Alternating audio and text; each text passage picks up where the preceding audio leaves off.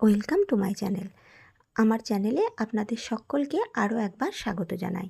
আজ আপনাদের সাথে শেয়ার করে নেব দুর্দান্ত স্বাদের একটা ডিমের রেসিপি, এগ চাপ বা ডিমের চাপের রেসিপি।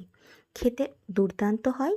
রুটি, পরোটা কিংবা পোলাওয়ের সাথে এই রেসিপিটা খেতে ভীষণ সুন্দর লাগে।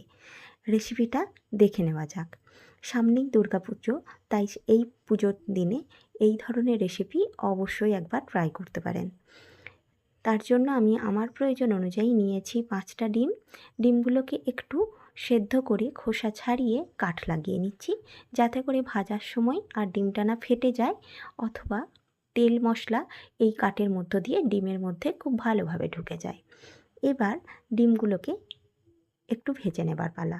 তার জন্য একটা কড়া বসিয়েছি, তাতে দিলাম 2 চামচের মতো সাদা তেল। রান্নাটা সাদা তেলেই হবে। অল্প একটু লবণ ছড়িয়ে ডিমগুলোকে একটু ভেজে নেব। যেহেতু রান্নাটাতে তো হলুদ ব্যবহার করব না, তাই হলুদ দিয়ে আর ভাজছি না। অল্প একটু লবণ ছড়িয়ে দিলে তেলটা আর ছিটকে যাওয়ার সম্ভাবনা থাকে না, তাই এইভাবে ভেজে নিচ্ছি। ডিমকে খুব বেশিক্ষণ ধরে ভাজার প্রয়োজন পড়বে না। মোটামুটি 1 মিনিট ভাজলেই ডিমের গায়ে একটা লালচে রং ধরে যাবে, তখন ডিমগুলোকে তুলে রাখতে হবে। ডিম বেশি ভাজলে ডিমটা আবার শক্ত হয়ে যাওয়ার সম্ভাবনা থাকে। এবার ওই একই তেলের মধ্যে দিয়ে দেব 2টো মিডিয়াম সাইজের ঝিরিঝিরি করে কাটা পেঁয়াজ। পেঁয়াজটাকে একটু হাতে করে ঘষে খুলে দিয়েছি। এই পেঁয়াজটাকে ভেজে একদম বেরেস্তার মতো করে নিতে হবে। মোটামুটি 5 থেকে 7 মিনিট আমি মিডিয়াম আঁচে ভেজেছিলাম। এই সময় কিন্তু আমি আর আলাদা করে নুনের ব্যবহার করিনি। দেখতেই পাচ্ছেন পেঁয়াজটা একদম লালচে করে ভেজে নিয়ে পেঁয়াজটা তুলে নেব। এবার পেঁয়াজটাকে একটু ঠান্ডা করে নিতে হবে। এখন মিক্সির একটা ছোট জার নিয়েছি, তাতে দিয়ে দিলাম 6 থেকে 7টা কাজু বাদাম। দিলাম 2 টেবিল চামচের মতন টক দই। আর দেব ওই ঠান্ডা করে নেওয়া পেঁয়াজ ভাজাটা, মানে পেঁয়াজের বেরেস্তাটা। এবারে সমস্ত কিছুকে দিয়ে 2 চামচের মতো জল দিয়ে একটা ঘন মশলা তৈরি করে নিতে হবে। মশলাটা কিন্তু একদম মিহি করে পেস্ট করতে হবে। আমি মশলা বাটার সময় 2 চামচ জলের ব্যবহার করেছি। আপনারা চাইলে জল না ব্যবহার করেও করতে পারেন। এবার ফিরে এলাম মেন রান্নাতে। আবারও 1 চামচের মতন সাদা তেল দিয়েছি, আর তার সঙ্গে দিলাম হাফ চামচের মতন ঘি। ঘিটা অবশ্যই দেওয়ার চেষ্টা করবেন, সেক্ষেত্রে একটা সুন্দর ফ্লেভার অ্যাড করে। এবার তেলটা গরম হলে দিলাম গোটা গরম মশলা, একটা ফাটিয়ে নেওয়া এলাচ, অল্প একটু দারচিনি আর 2টো লবঙ্গ।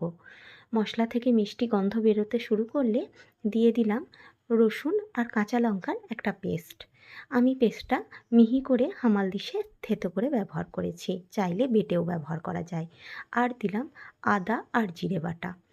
আদা জিরে বাটা আর রসুন আর কাঁচা লঙ্কার পেস্টটা একটু কষে নেব। যখন একটু কাঁচা গন্ধটা চলে যাবে, তখন দিয়ে দেব আগে থেকে যেই আমি মশলাটা তৈরি করে রেখেছিলাম, মানে পেঁয়াজ, দই আর কাজু বাদামের মিশ্রণটা। এবারে সেটা দিয়েও আরও 1 মিনিটের মতন একটু হালকা হাতে কষে নিতে হবে। মশলা থেকে তেল বেরোতে শুরু করেছে, দেখতেই পাচ্ছেন। এই সময় গুঁড়ো মশলাগুলো যোগ করে দিলাম হাফ চামচের মতন ধনের গুঁড়ো, আর দিলাম হাফ চামচের মতন কাশ্মীরি লঙ্কার গুঁড়ো।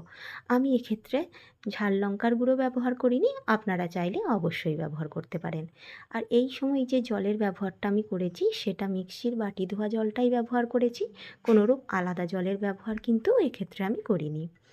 মশলাটা একটু সময় নিয়ে লো টু মিডিয়াম আঁচে একটু কষে নিতে হবে। কষানোর সময় আমি 2বার মিক্সির বাটি ধোয়া জলটা ব্যবহার করেছি। দিয়ে দিলাম স্বাদ অনুযায়ী নুন আর অল্প একটু চিনি। যেহেতু টক দই ব্যবহার করেছি, তাই টেস্টটা ব্যালেন্স করার জন্য ঢাকা দিয়ে মিনিট 2 রান্না করে নেব।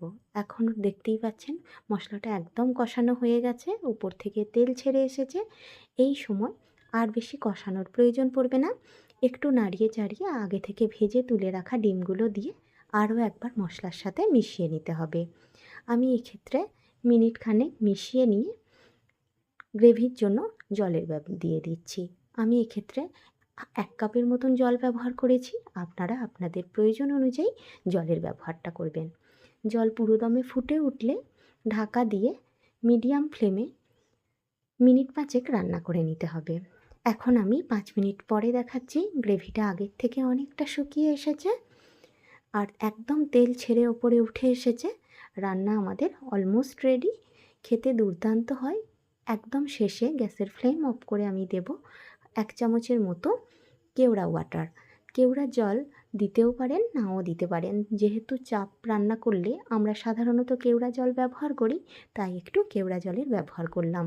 খেতে কিন্তু দুর্দান্ত লাগে। তাহলে দেখলেন তো কত সহজেই তৈরি হয়ে গেল এগ চাপের এই রেসিপিটা। সামনেই দুর্গাপুজো। চিকেন চাপ, মাটন চাপ তো অবশ্যই করবেন, তার সাথে এই ডিমের চাপের রেসিপিটা অবশ্যই একবার করে দেখুন। দিয়ে বলতে পারি, চিকেন মাটন ছেড়ে লোকজন এই ডিমটাকে ভীষণ পছন্দ করবে। আমার চ্যানেল এখনও না সাবস্ক্রাইব করে থাকলে সাবস্ক্রাইব করে আমার পাশে থাকবেন। পাশে থাকা বেল আইকনটা অবশ্যই প্রেস করে রাখবেন, তাতে করে আমি নতুন কোনো ভিডিও আপলোড করলে আপনার কাছে তৎক্ষণাৎ সেটা পৌঁছে যাবে নোটিফিকেশনের মাধ্যমে। দেখা হবে খুব তাড়াতাড়ি আবারও অন্য কোনো রেসিপি পর্বে। ততক্ষণের জন্য ভালো থাকবেন। ধন্যবাদ।